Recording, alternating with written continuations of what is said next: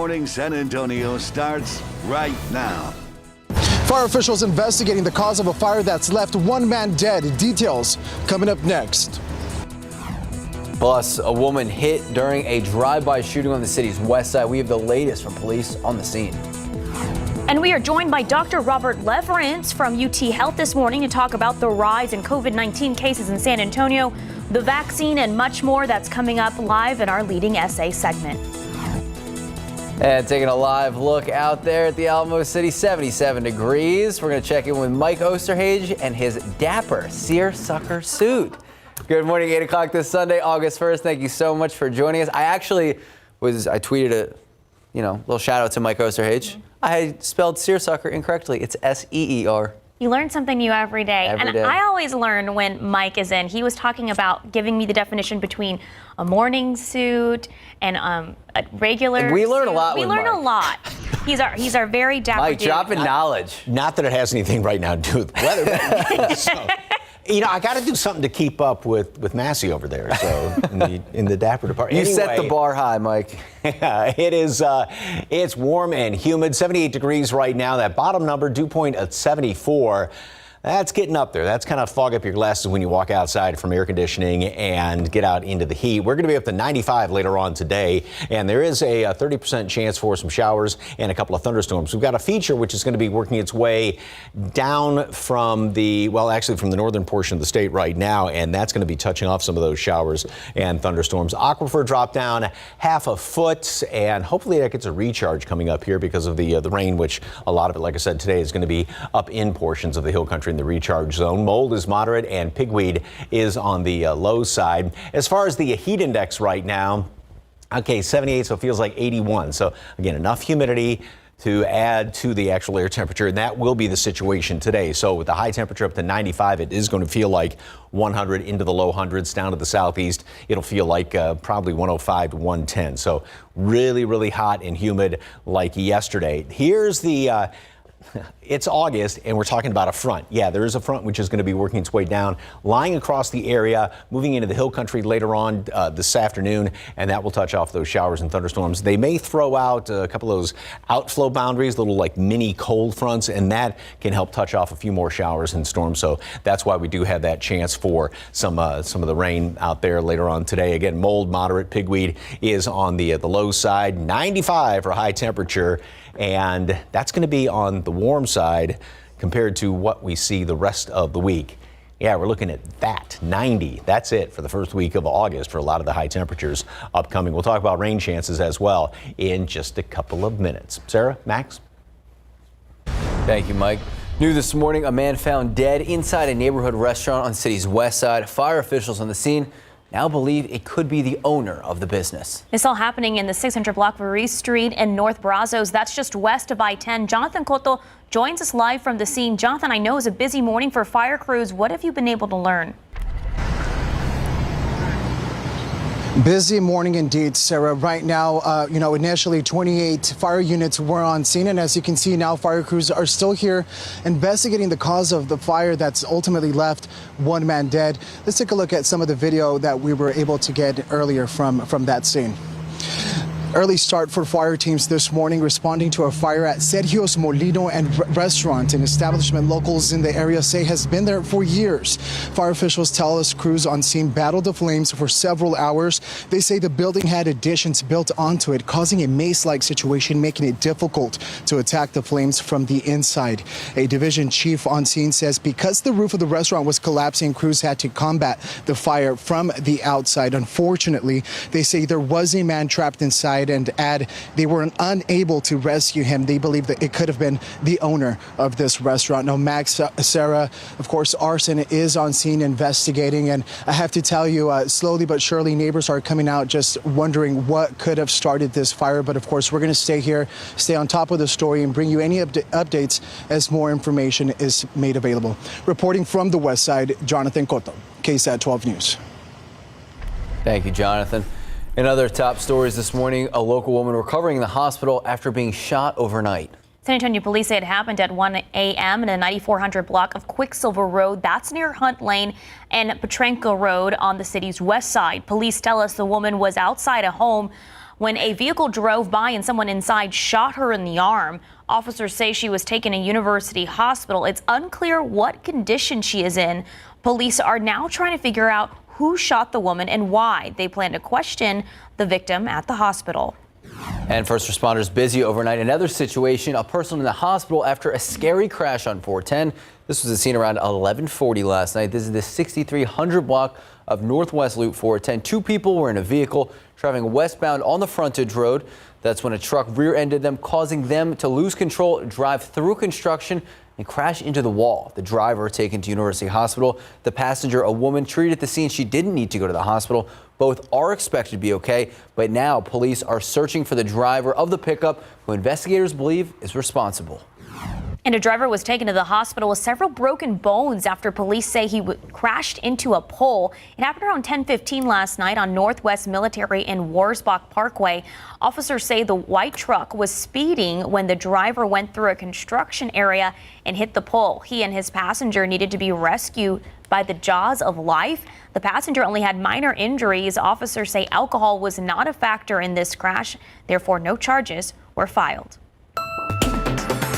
Well, we are seeing COVID rates increase across the country and across here in Bexar County. It's not just positivity rates growing, it's also hospital beds filling up faster than we can anticipate. So joining us in today's Leading SA segment is Dr. Robert Leverance with UT Health San Antonio. Thank you so much, Dr. Leverance, for making time for us this morning. Hey, thanks for having me. First and foremost, give us an inside look. What does the hospital look like right now, and what % of the patients that you're seeing are vaccinated? Yeah, Max, great question. Things are already very busy in our hospitals. 97% of the patients in the hospital admitted for COVID are unvaccinated patients. You know, the staff, they're very committed, but you know, this is their fourth round with this surge. And so I'd have to say they're tired too, and a little bit concerned that if people come in either for COVID or for some other reason, they may not be able to get the care that they hope for just due to delays from the crowding that's in the hospital. And speaking of vaccinations, in your opinion, what percentage of the population should be vaccinated in order to prevent another variant like Delta from causing another outbreak? Again, great question. The Delta is a bit of a game changer. It's a different biology. As you know, it's much more infectious than the original Alpha variant is. And so before we felt that we needed, a 75% community immunity to get control of this virus. Now, with the increased infectivity of Delta, it looks like it's more like 90% of the community needs to be immune, which means essentially needs the vaccine. So we still certainly have our work cut out for us. The Israeli Health Ministry recently approved a third booster shot that would be given to 60-year-olds and those who are higher risk patients. Is this something that we could see done here in the United States with the rise of the Delta variant? And is that booster shot, is that a special shot, or is that just another dose of the second one? Yeah, it's just another dose of the second one. At least that's what Israel is likely doing. Again, a great question. There is some evidence that a booster shot, particularly for those with weakened immune systems, could confer some benefit. However, neither the CDC nor the FDA or the World Health Organization are endorsing this right now, mostly because we still have our work cut out for us in getting people the first shot. And the concern is that if we turn our attention to giving boosters to people who have already been vaccinated, the opportunity cost is that we're not going to get up to that 90% community prevalence. So it's a tough situation. I think ultimately we will approve, the CDC and the FDA will approve a third vaccine. They're just not ready to do that yet. And so we know a lot of people are frustrated asking, why do I need to wear a mask if I'm vaccinated? Can you please explain?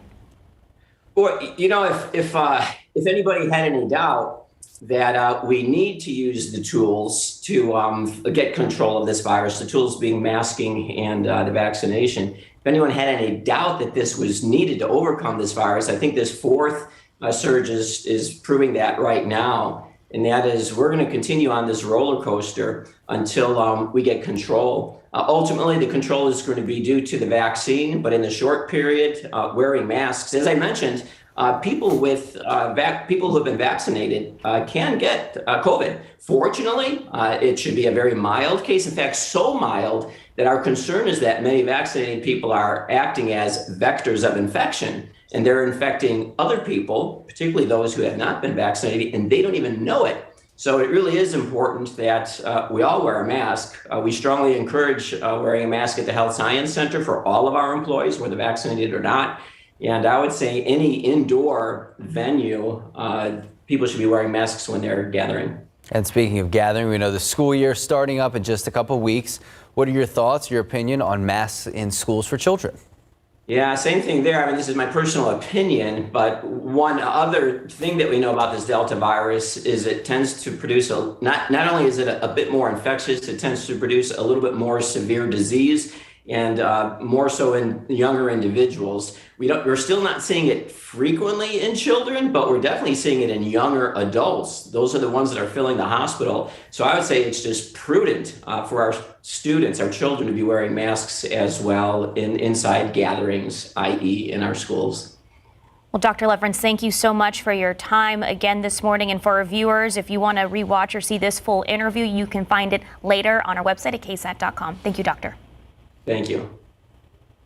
Time now, 8:11, 78 degrees out. Well, still ahead on GMSA, sending a little love to the men and women who fight for our freedom.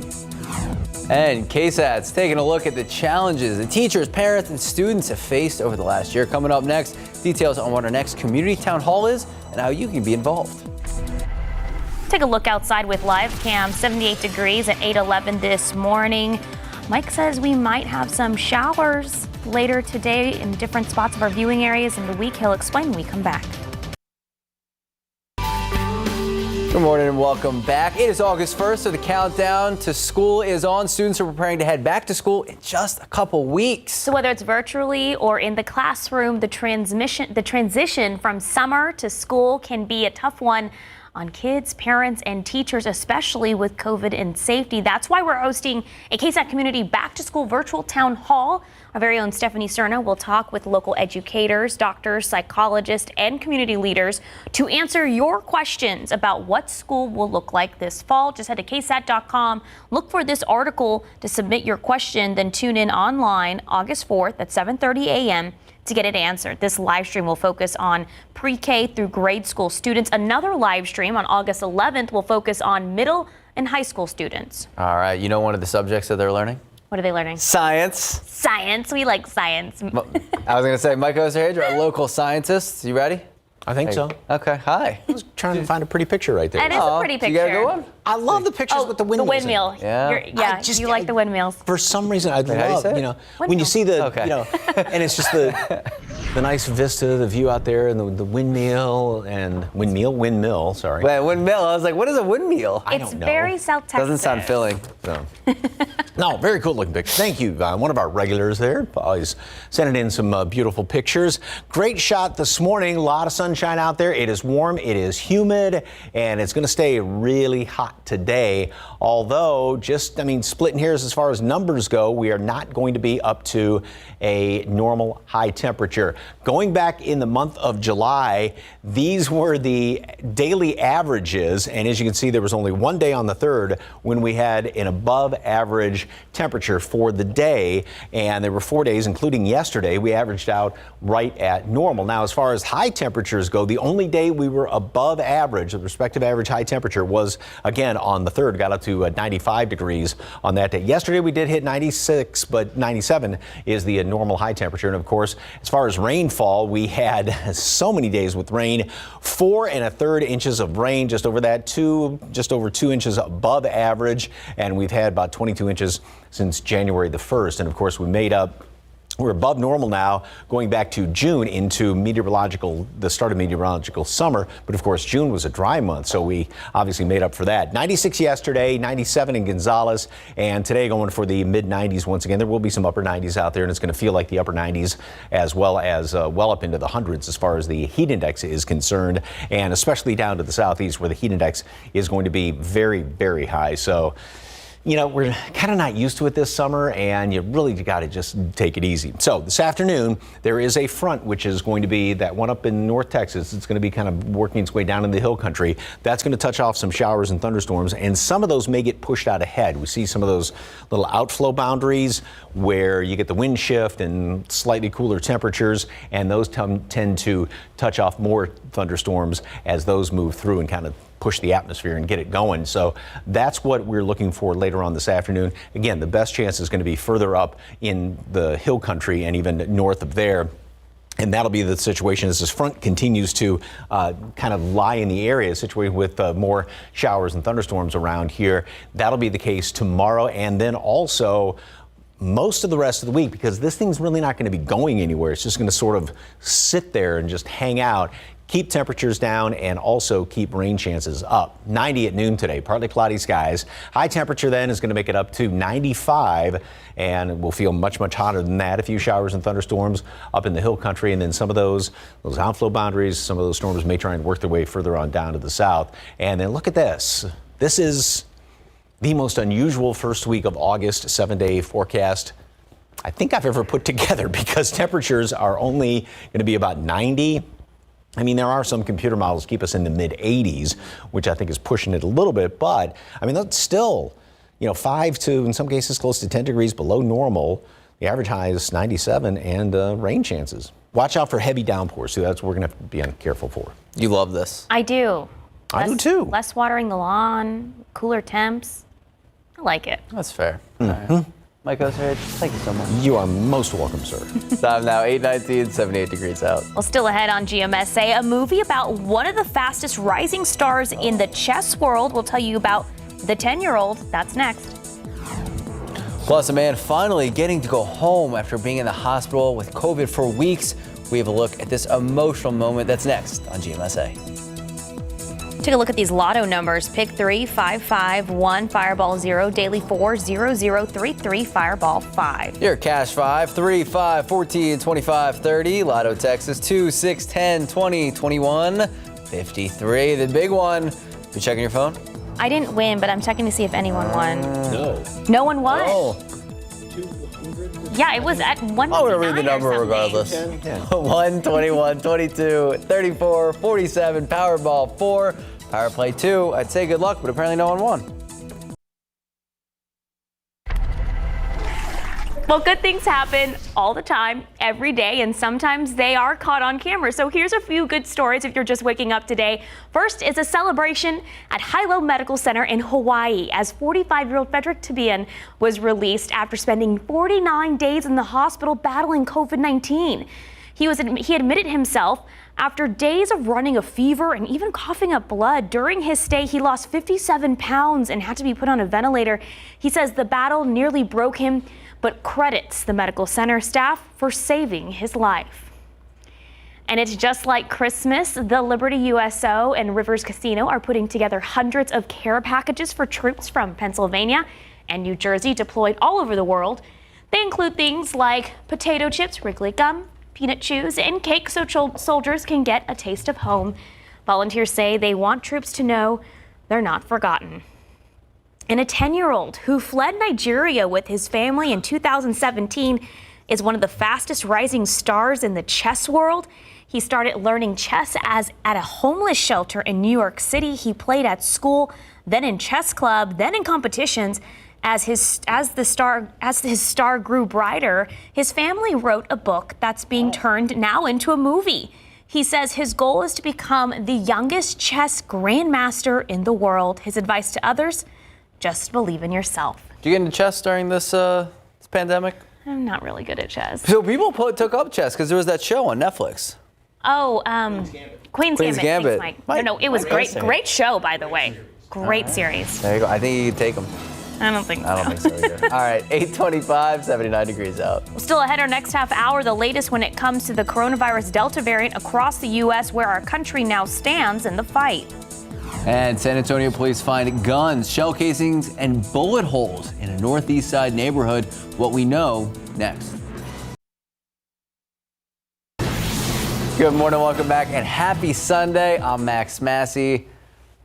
I'm Sarah Costas. Good job. Okay, so we were talking about speed walking just before this. It's been a topic that It's an Olympic sport. And it's so crazy and fun to watch, and I was trying to do it. Did a great job. I didn't think it was as fast as Sarah was talking about, so we looked up the records. 1 mile, 5:36 walking. Yeah. A 5:36 walking. They're walking fast. Mike, what's your fastest, your PR walking mile?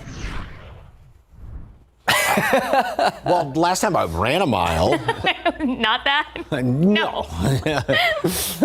No. Anyway, if you are going to be out exercising, by the way, just this morning, do it early on because heat index readings later on this afternoon are going to be way up there. So, you just gotta take it easy in the afternoon, just since we're not used to it. This week's going to be a little bit different story. But take a look outside right now, and as you can see, plenty of sunshine. Beautiful start. It is pretty warm and humid out there, though.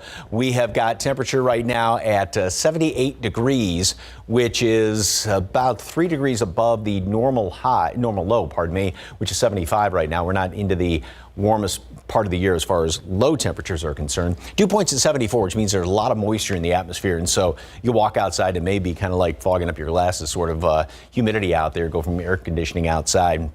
And 81 is the heat index right now. 86 is what it feels like at Stinson, and 83 in Castroville. We do have a moderate amount of mold. Pigweed is on the low side, and throughout the rest of today, just warm and humid this morning. And then it's going to be hot today. 95. Yesterday got up to 96. That tied for the hottest temperature we've hit so far here in town. We did it back in, I think it was early in June, hit 96 degrees. But yeah, it's the first time in almost a couple of months we hit 96.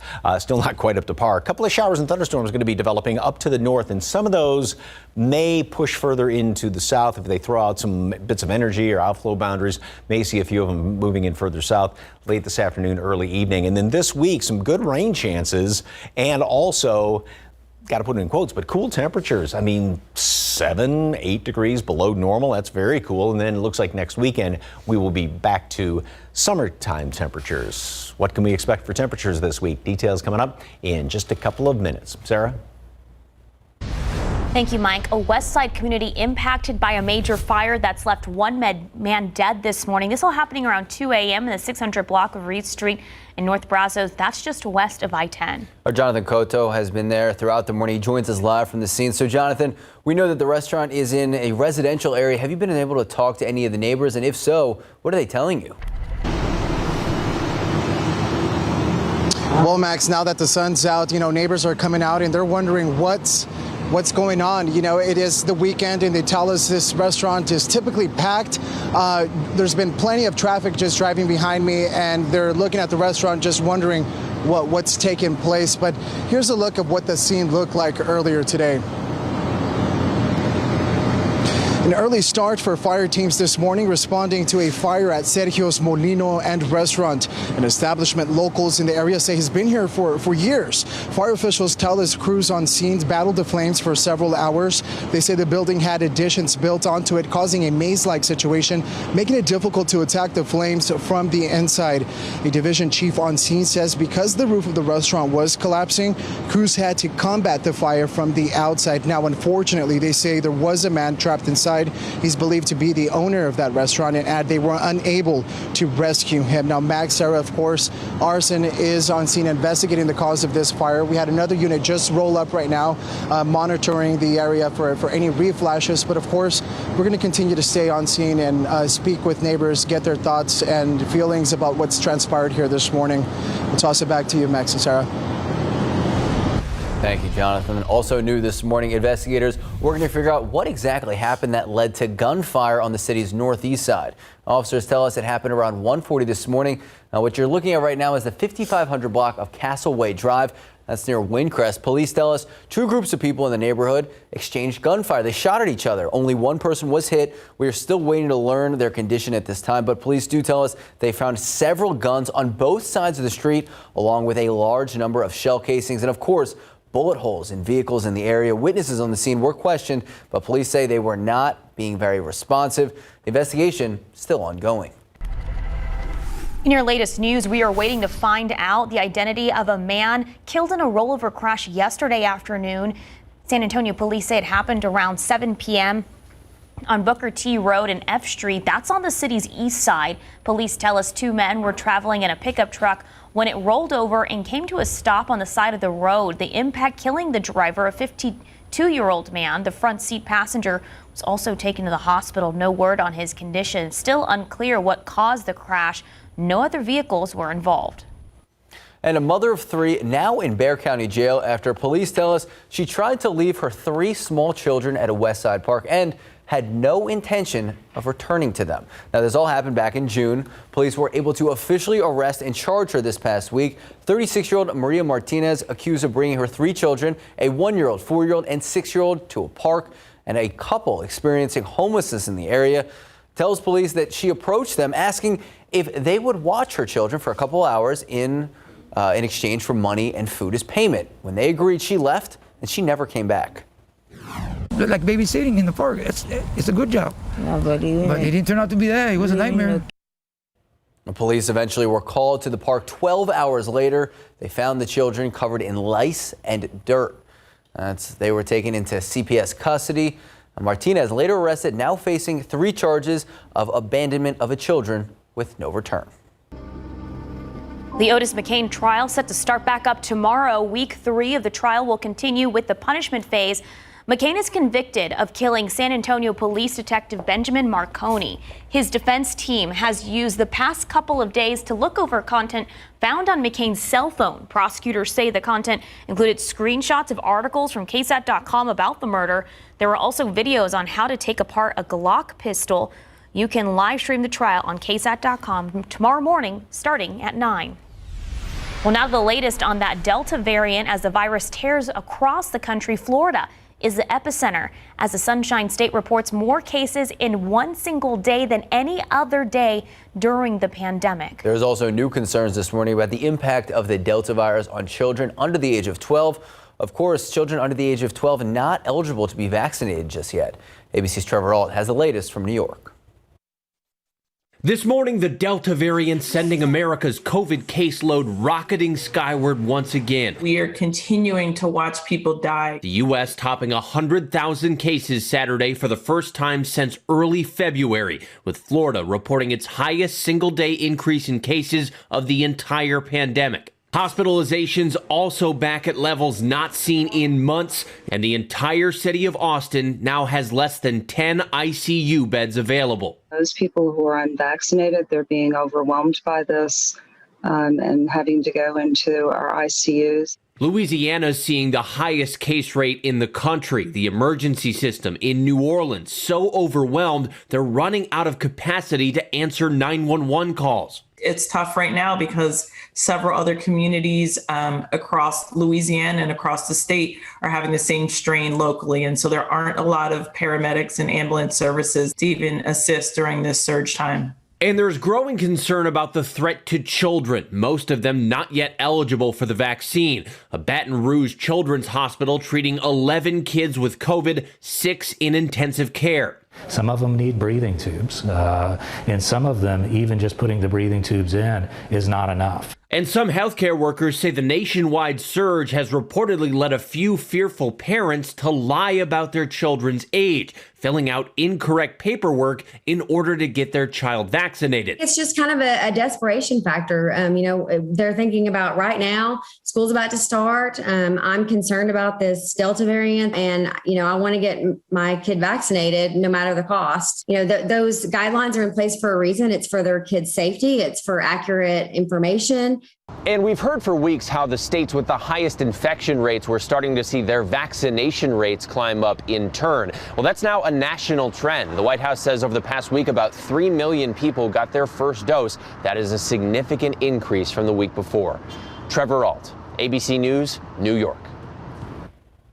Yeah, back here at home, Palo Alto College hosting an all-day enrollment event, plus a car giveaway for incoming fall 2021 students. You heard that right, a car giveaway. The Countdown to College semi-annual event happening tomorrow, August 2nd and the 9th. Prospective students can complete applications, take placement tests, even get financial aid information, and so much more. As an incentive, the school has also partnered up with the North Park Toyota to give one lucky student a brand new car.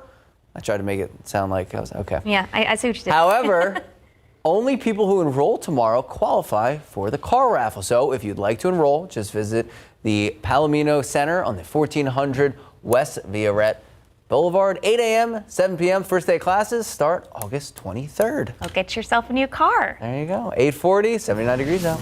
Go USA. There we go. All right. Team USA, they're back on the right track. We're going to give you an update and tell you about Kevin Durant, the new all-time leading scorer for Team USA basketball. And of course, we are camping with KSAT. We are talking Cowboys, what you can expect this upcoming season. 79 degrees at 8:40 this morning. The sun is out.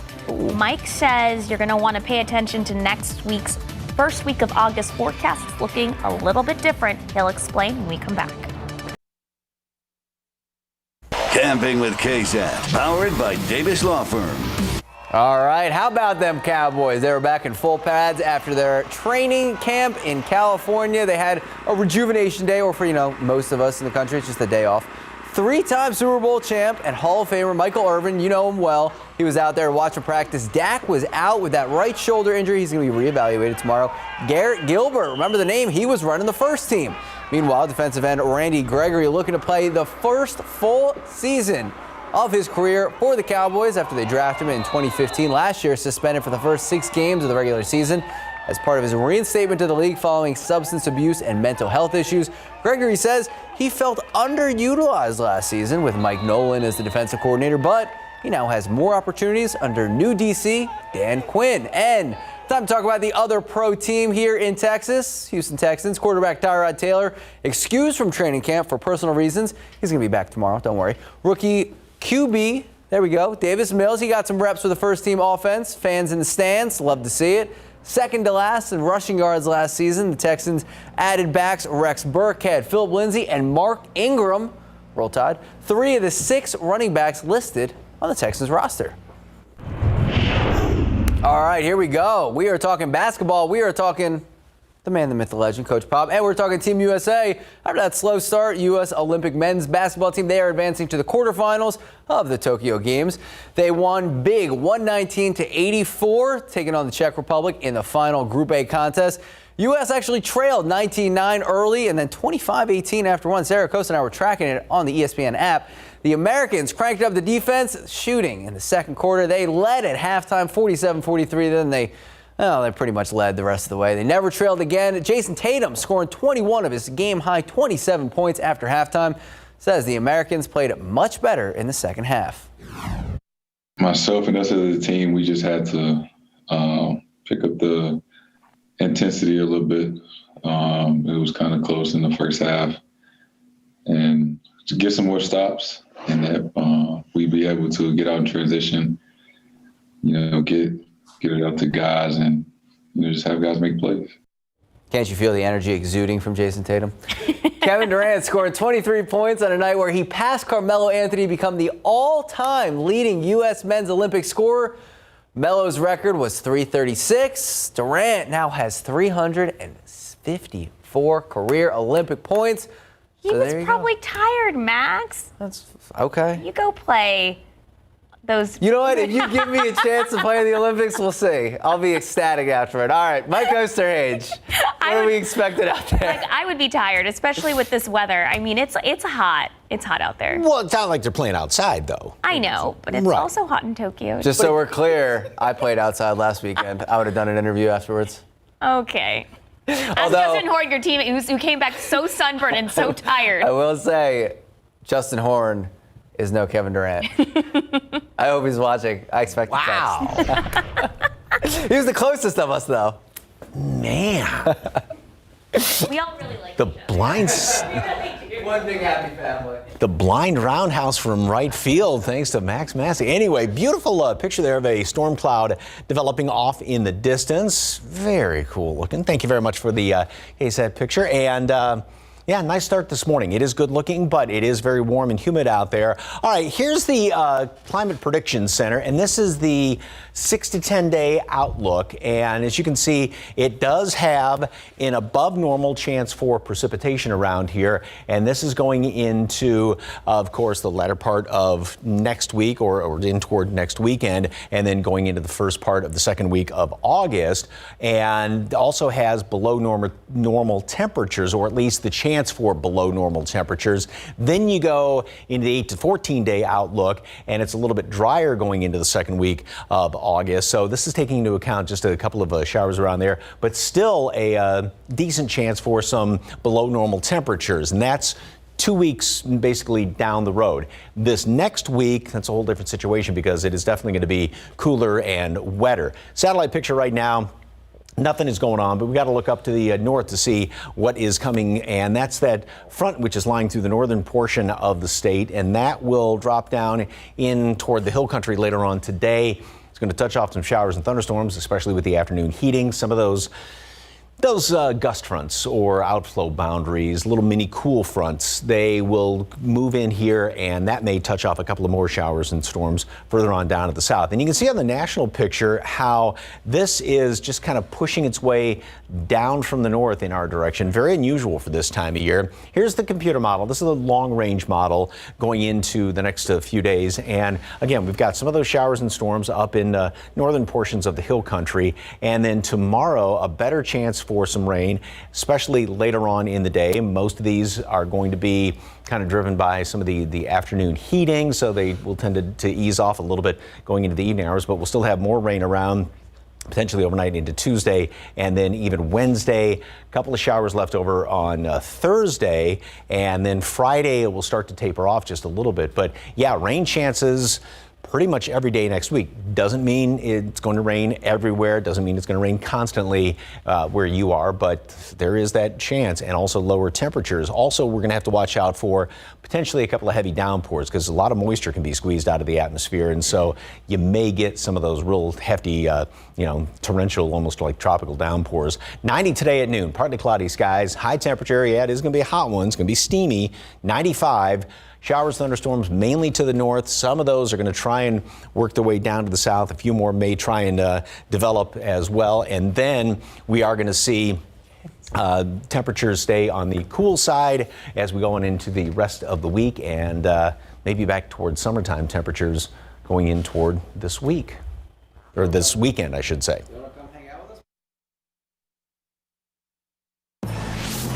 Kevin Durant, 850, 79 degrees out. All right, it's almost time to start buying all those back to school supplies. Tomorrow on GMSA, we'll check out how much people are expected to buy and how you can save money on some of these key items. A man is found dead inside a neighborhood restaurant. Fire officials say it could be the owner of that business. Good morning. I'm Jonathan Cotto. Early start for fire teams this morning responding to a fire at Sergio's Molino and Restaurant, an establishment locals in the area say has been there for years. Fire officials tell us crews on scene battled the flames for several hours. They say the building had additions built onto it, causing a maze-like situation, making it difficult to attack the flames from the inside. A division chief on scene says because the roof of the restaurant was collapsing, crews had to combat the fire from the outside. Now, unfortunately, they say there was a man trapped inside and add they were unable to rescue him. They believe it could be the owner of this restaurant. Fire investigators and arson remain on scene investigating the cause of this fire. But of course, we will have you updated as more information is made available. Reporting from the west side, Jonathan Cotto, KSAT 12 News. As you head out the front door this morning, it is pretty warm and humid. We're in the upper 70s, close to 80. 86 now, though, is the heat index here in town. 89 already at Stinson. Yeah, it's going to be a hot one today with the temperatures up to 95. Still actually not quite up to par this time of year, but a couple of showers and thunderstorms going to be developing up in northern portions of the hill country, and some of those may try and work their way further on down to the south. But then look at this. This is the first week of August. Whoa. Normal high temperature, average 97. We've got 90s and good rain chances much of the week. Mike, thank you so much for joining us in your It's always a soccer pleasure this morning. with you too on a Sunday morning.